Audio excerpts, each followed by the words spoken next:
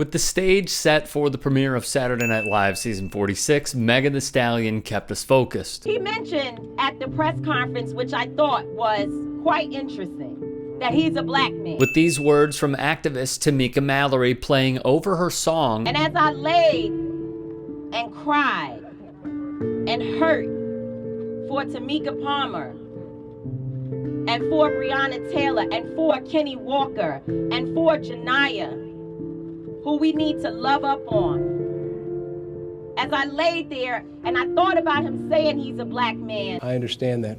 I understand that as a black man, how painful this is. I thought about the ships that went into Fort Monroe and Jamestown with our people on them over 400 years ago. And how there were also black men on those ships that were responsible for bringing our people over here. Daniel Cameron is no different than the sellout Negroes that sold our people into slavery. Well, I'm black, and I speak for the entire department. That is who you are, Daniel Cameron. You are a coward, you are a sellout, and you were used by the system to harm your own mama, your own black mama. She also portrayed these visuals: gunshots with blood, signifying Breonna Taylor's case and, unfortunately, her own. So, since y'all so worried about it, yes, this Tory shot me. You shot me. She went on Instagram Live discussing this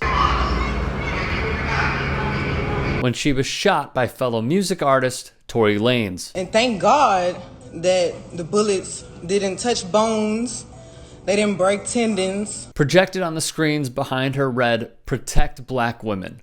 It was shown throughout her performance because it's simple. The most disrespected person in America is the black woman. As Malcolm X put in a speech that Meg used, she was nearly another statistic to the harm that black women face. And as Tamika Mallory posted on her social media, if you're not using whatever platform you have to push the needle, you are a part of the problem. Unless you are doing your part, your opinions don't matter to me, and don't at me. Don't tell us, show us. The fact is, Daniel Cameron misled the public at his press conference. Evidence shows that officers both knocked and announced their presence at the apartment.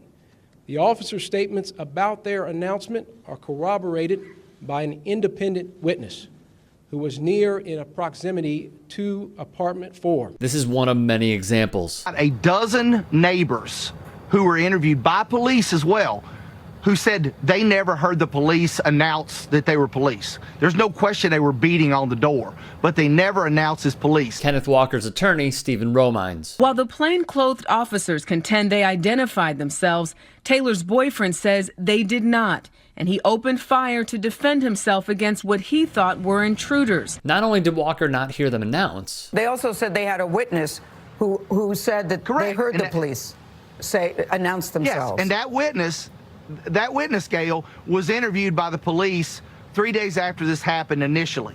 And he stated, I did not, exact words, did you hear them announce as police? He said, I never heard anyone announce as police. He was subsequently interviewed 2 more times over the next month by law enforcement, LMPD law enforcement, and he eventually says, yeah, I may have heard them announce they were police. But it sure sounds like an eyewitness was coerced into saying the officers did announce, so the state could basically use that one person's intel to let the officers off. If he'd heard them, Walker said, it changes the whole situation because there's nothing for us to be scared of. She's yelling at the top of her lungs, and I am too at this point. No answer, no response, no nothing, he said. He goes on to say, while there are 6 possible homicide charges under Kentucky law, said Cameron, these charges are not applicable to the facts before us, because our investigation showed, and the grand jury agreed, that Mattingly and Cosgrove were justified in the return of deadly fire after having been fired upon. The grand jury may not have actually agreed. The unnamed juror claimed that Cameron had misrepresented the jury's case to the public and that the jurors were never given the option to indict officers Mattingly and Cosgrove. You don't say.